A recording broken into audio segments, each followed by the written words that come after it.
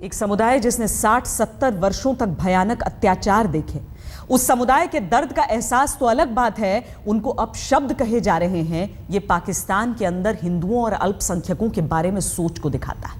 पाकिस्तान के संस्थापक मोहम्मद अली जिन्नाह ने 11 अगस्त 1947 को कहा था कि पाकिस्तान में हर तरह के लोग अपने धर्म का पालन करने के लिए आजाद हैं। लेकिन इन 68 वर्षों में क्या हाल हो गया है पाकिस्तान का, ये भी हम आपको बताते हैं। आप सब आजाद हैं अपने मंदिरों में जाने के लिए, आप सब आजाद हैं अपनी मस्जिदों में जाने के लिए और किसी भी और इबादत गाह में जाने के लिए। इस मुमलिकत पाकिस्तान में आपका ताल्लुक और किसी भी मजहब, जात या अकीदे से हो, मुमलिकत का इसमें कोई सरोकार नहीं। ये पाकिस्तान के संस्थापक मोहम्मद अली जिन्नाह का 11 अगस्त 1947 का भाषण। लेकिन इन 68 साल में पाकिस्तान का हाल ये हो गया कि हिंदुओं को इतना प्रताड़ित किया गया कि वो भागकर भारत आने को मजबूर हो गए।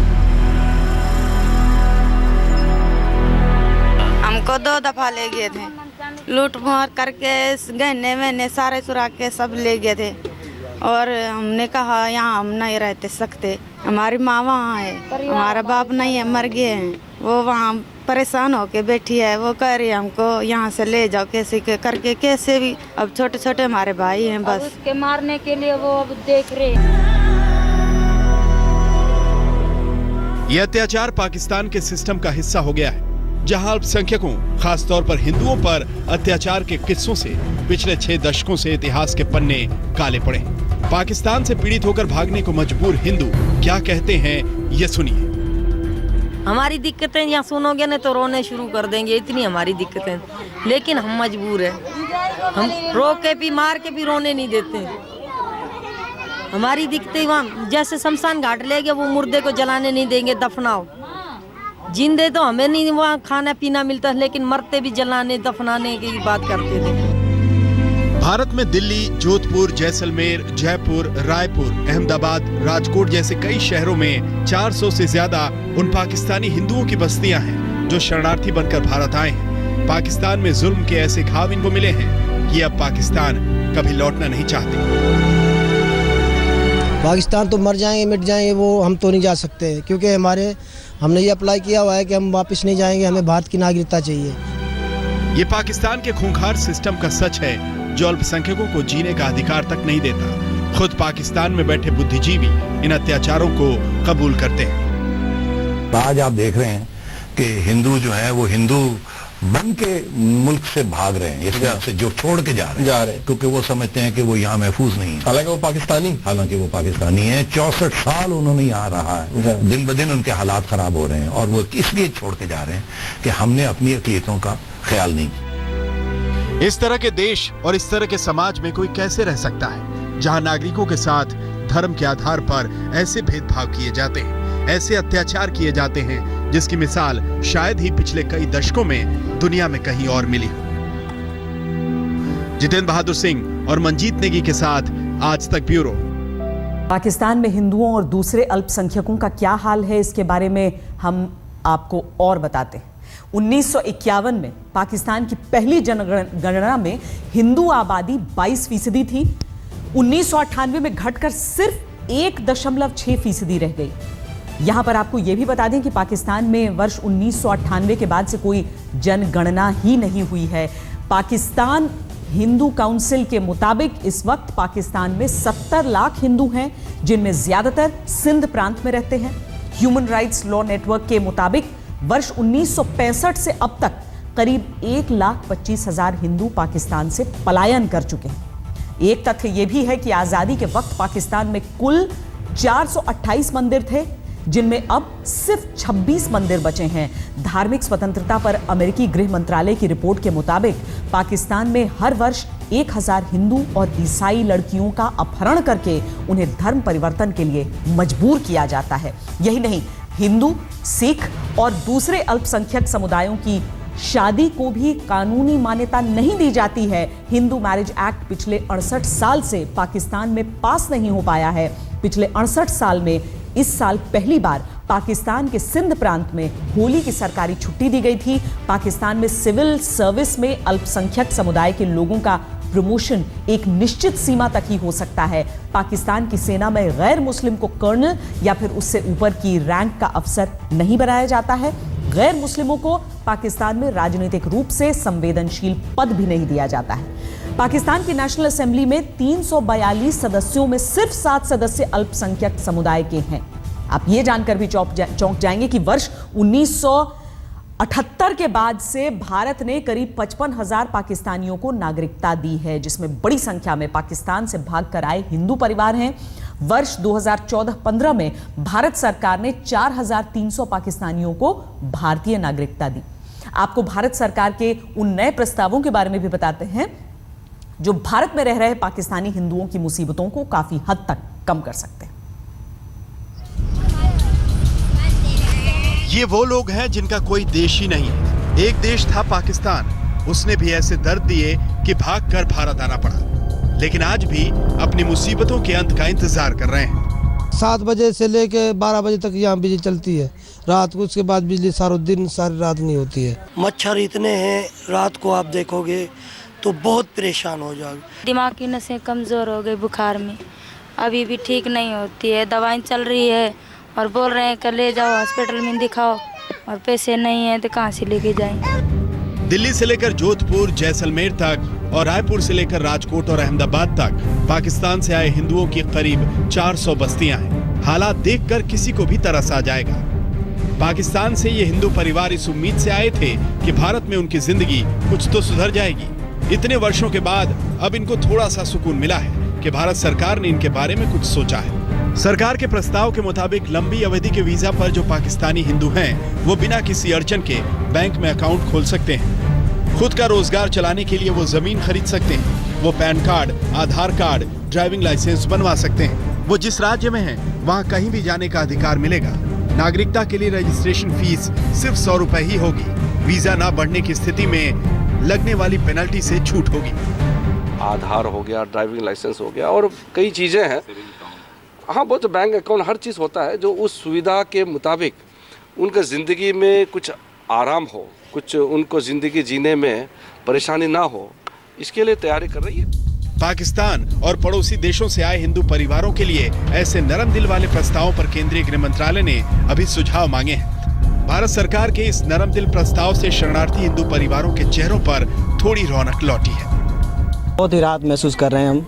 मोदी जी ने जो भी कदम उठाए हैं हमारे लिए बहुत ही अच्छे उठाए हैं। हम सरकार का और जो प्रशासनिक लोग हैं उन सभी के हम आभारी हैं, और हमारे तो दिल में ये है कि दीपावली से पहले ही ऐसी खुशी दौड़ रही जैसे कि दीपावली आ चुकी है। केंद्रीय गृह मंत्रालय ने पाकिस्तानी हिंदुओं की समस्याओं को देखते हुए कई तरह की रियायतें और सुविधाएं पहले से दी हैं।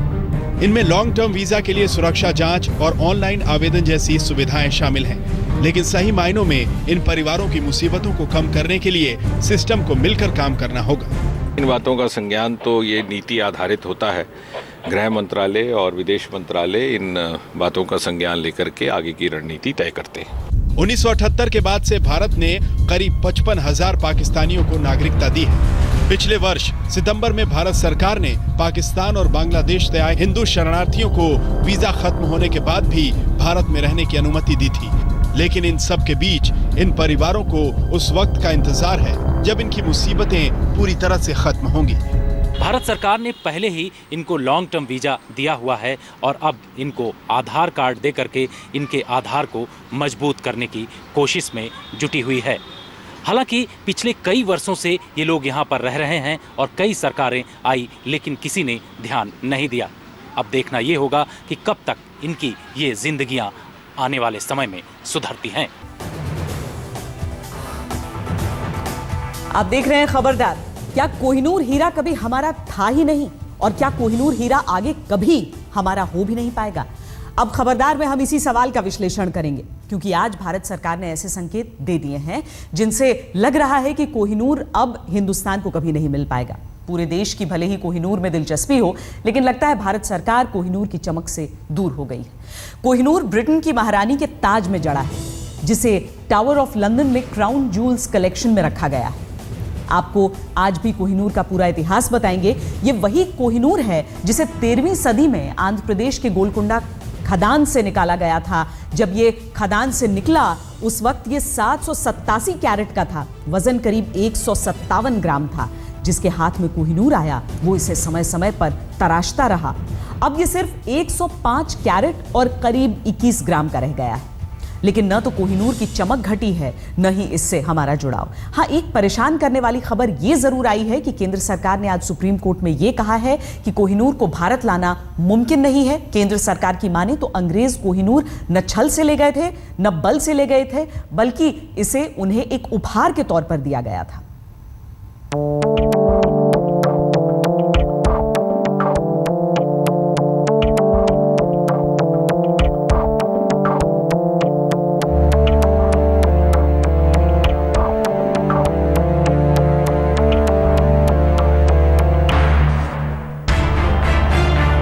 चमत्कृत कर देने वाले किस्से कहानियों के केंद्र में रहा कोहिनूर क्या हिंदुस्तान कभी वापस नहीं आ पाएगा?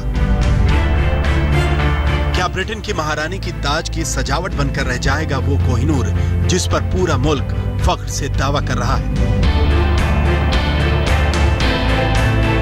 ये सवाल इसलिए क्योंकि कोहिनूर की घर वापसी कराने का दारोमदार जिस केंद्र सरकार पर है, उसी ने चंद दलीलें देकर अपनी लाचारगी जता दी है।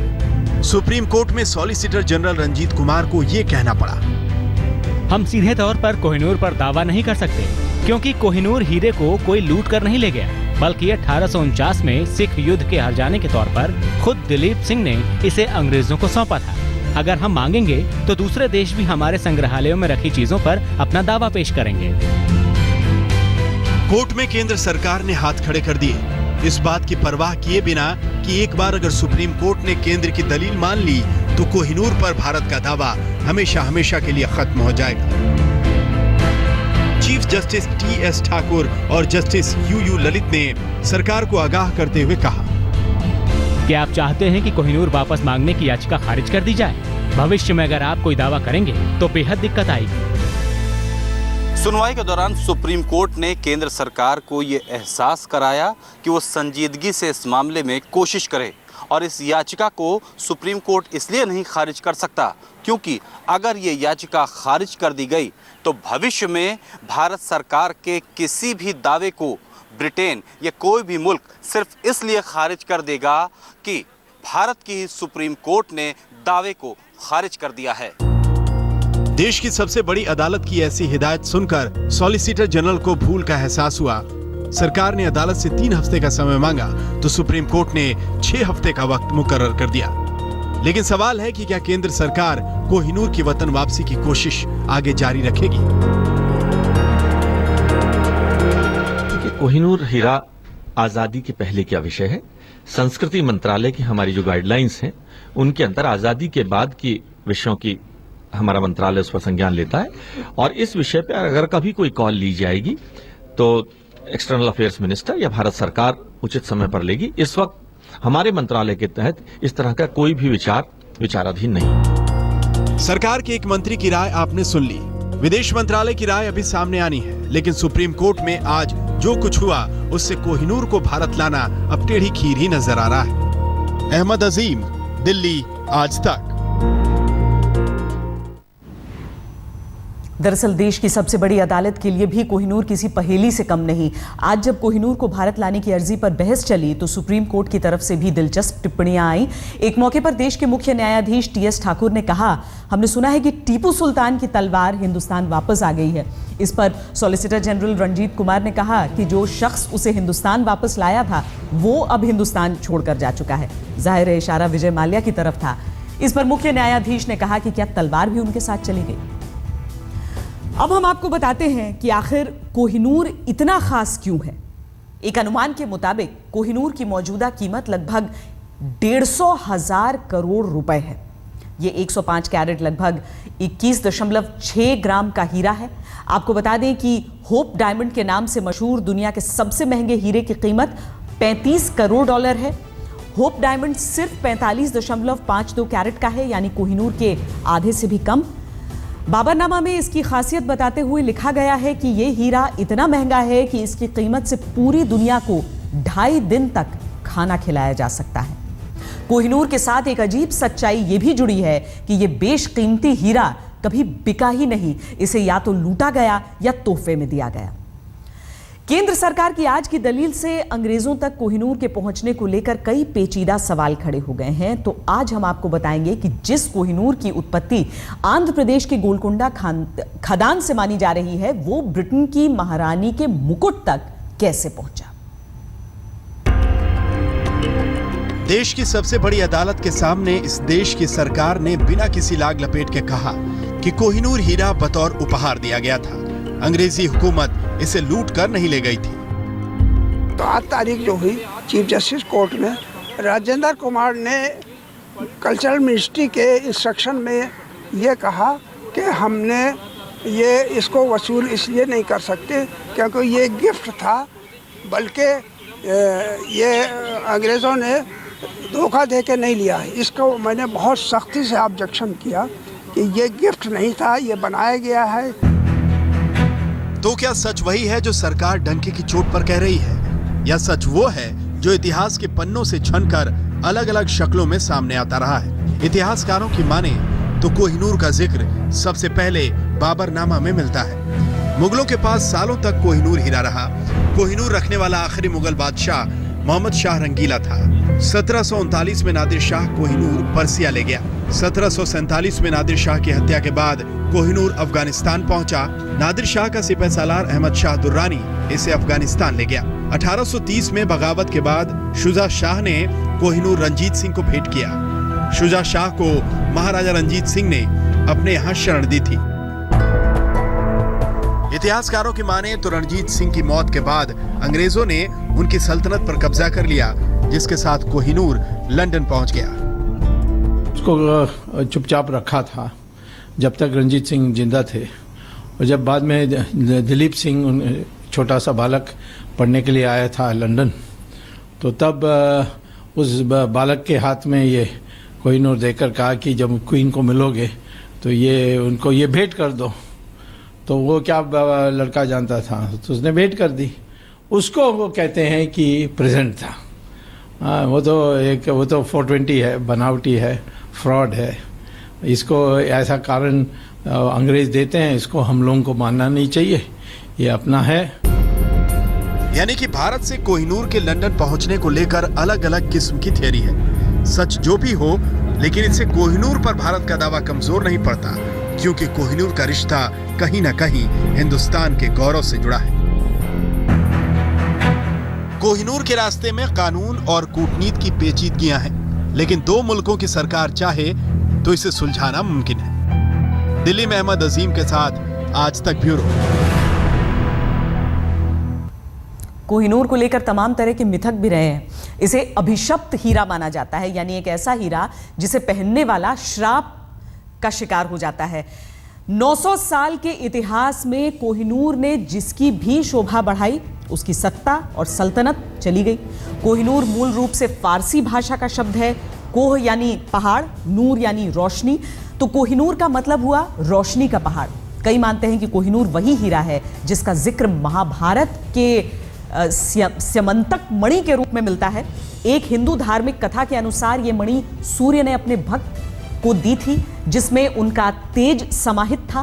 बाद में यह रत्न श्री कृष्ण तक पहुंचा। 13वीं सदी में आंध्र प्रदेश के गोलकुंडा खदान से इसे निकाला गया था। सबसे पहले ये काकतीय वंश के रुद्र प्रताप के पास गया तो उनकी सत्ता चली गई।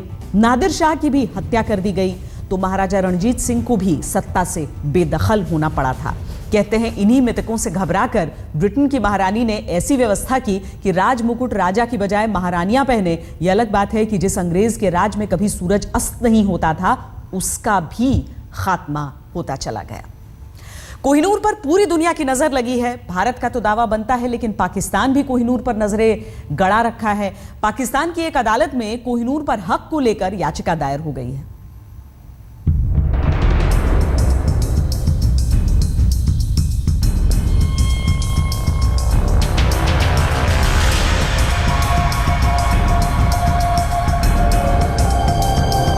जब भी हमने आगे बढ़कर अंग्रेजों से कोहिनूर मांगा, ब्रिटिश सरकार ने कानून को कवच बनाया।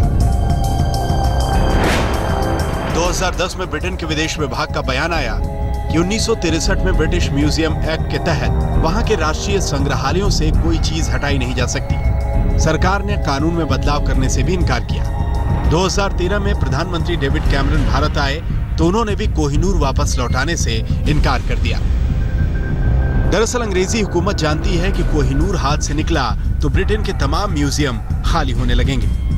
उपनिवेश के दौर में हासिल हुई बेशकीमती चीजें सत्ता की तरह ही हाथ से फिसलती जाएंगी, लेकिन कोहिनूर की मुल्क वापसी के रास्ते में मुश्किलें और भी हैं। कोहिनूर पर पाकिस्तान की भी टकटकी लगी है। पाकिस्तान के हाई कोर्ट में एक अर्जी दाखिल की गई है, जिसके बाद अदालत ब्रिटेन के महारानी से कोहिनूर पाकिस्तान के हवाले कर देने के बारे में पूछ सकती है। वॉलंटरी गिफ्ट दिलीप सिंह जी ने क्वीन विक्टोरिया को दी, तो अगर कोहिनूर किसी का भी हो तो क्वीन विक्टोरिया का है। अगर वापस चाहिए तो जाएगा रंजीत सिंह जी के डिसेंडेंट्स को। और एक बात और है कि रंजीत सिंह जी की राजधानी लाहौर में थी। जो वापस कोहिनूर जाएगा तो लाहौर जाएगा, भारत में नहीं आएगा। पाकिस्तान की दलील है कि ब्रिटेन के महाराजा रंजीत सिंह के पोते दिलीप सिंह से कोहिनूर छीना गया था और ब्रिटेन का कोहिनूर पर कोई हक नहीं। 1976 में जुल्फिकार अली भुट्टो ने बाकायदा ब्रिटिश पीएम जेम्स कोलिगन को खत लिखकर कोहिनूर वापस मांगा था। ब्रिटेन ने तब भी अर्जी ठुकरा दी थी। आज तक ब्यूरो। आइए अब आपको करें स्वच्छता से खबरदार। इन दिनों भारत में स्वच्छता पर खासा जोर है। लोगों को जागरूक करने के लिए तरह तरह के अभियान चलाए जा रहे हैं। इस बीच कानपुर की एक लड़की ने शानदार मिसाल पेश की है। कानपुर की नेहा श्रीवास्तव ने उस घर में शादी करने से इनकार कर दिया है जिसमें शौचालय नहीं बना था। एक बहादुर बेटी आपके परिवार से, ऐसी बेटी को सलाम है, सलाम है, सलाम है। दुल्हन तो बहुत सी लड़कियां बनती हैं, लेकिन दुल्हन बनने के साथ जो मिसाल बन गई उसका नाम है नेहा श्रीवास्तव। यही मंडप तय हुआ था। इसी सामूहिक विवाह में उसके फेरे होने तय हुए थे, लेकिन दूल्हा सर्वेश नहीं, हिमांशु तय हुआ था। उस लड़के से नेहा ने शादी से इनकार कर दिया क्योंकि घर में शौचालय नहीं था। उन्होंने कहा शौचालय हम बनवाएंगे, फिर उन्होंने नहीं बनवाया। और आजकल हर जगह गांव में भी आप देखोगे शौचालय जरूरी है। आजकल प्रधानमंत्री जब कर रहे हैं तो पब्लिक को भी फायदा उठाना चाहिए। इसी वजह से फिर हमने मना कर दिया। नेहा ने शर्त रखी थी कि शादी से पहले ससुराल वाले घर में शौचालय जरूर बनवा लें, लेकिन दूल्हा आनाकानी करता रहा। देखिए 4 दिन शेष बचे, तब भी लड़की ने यही फरमाइश की क्या शौचालय बन गया, तो भी उन्होंने झूठा आश्वासन दिया कि शौचालय बन जाएगा। तो लड़की ने समझ लिया कि यह सब झूठ मूठ है और उसने शादी से इनकार कर दिया। नेहा की शादी से इनकार करने के बाद कानपुर के कायस्थ परिषद ने ठान लिया कि नेहा की शादी तय दिन ही तय मंडप में होगी। दूल्हे की तलाश की गई और तलाश सर्वेश पर जाकर ठहरी। क्या लड़की हिम्मत देख के तैयार हो गई, लड़की मतलब बोल सकती है ऐसा, क्या मांगती उसकी, तो हमने किया ऐसा। नेहा श्रीवास्तव ने शौचालय के लिए शादी ठुकरा कर मिसाल कायम किया। स्वच्छ भारत मिशन की असल ब्रांड एम्बेसडर देश की ऐसी ही बेटियां हैं। रंजय सिंह, कानपुर, आज तक। नेहा श्रीवास्तव ने झूठी लोकलाज को किनारे करते हुए निजी लोकलाज का ख्याल रखा। बड़ा साहसी कदम उठाया। आपको जानकर हैरत होगी कि भारत की आधी से ज्यादा आबादी अभी भी खुले में शौच के लिए जाती है। 2011 की जनगणना के मुताबिक देश भर के 53% घरों में आज भी शौचालय नहीं है। ग्रामीण इलाकों के 69.3% घरों में शौचालय नहीं बने हैं। गिनती के लिहाज से कहें तो 77 करोड़ 40 लाख घरों में अब तक शौचालय नहीं बने हैं। 2013-14 के आंकड़े कहते हैं कि देश में 10,93,969 स्कूल हैं। इनमें से 94.45% स्कूलों में छात्रों के लिए शौचालय हैं, जबकि 84.63% स्कूलों में ही छात्राओं के लिए शौचालय बने हैं। हालांकि एक अच्छा संकेत ये है कि स्वच्छ भारत अभियान के तहत बीते 1 साल में बड़े पैमाने पर शौचालय बने हैं। 15 अगस्त 2014 से 15 अगस्त 2015 तक स्कूलों में 4,17,796 शौचालयों का निर्माण हुआ है। देश के 19% विद्यालय अभी भी ऐसे हैं जहां लड़कियों के लिए अलग से शौचालय नहीं बने हैं। लड़कियों की पढ़ाई में ये एक बड़ी बाधा है। बहरहाल कानपुर की नेहा श्रीवास्तव ने बिन शौचालय वाले घर में शादी न करके एक मिसाल पेश की। खबरदार में आज के लिए इतना ही। देश और दुनिया की बाकी खबरों के लिए आप देखते रहिए आज तक।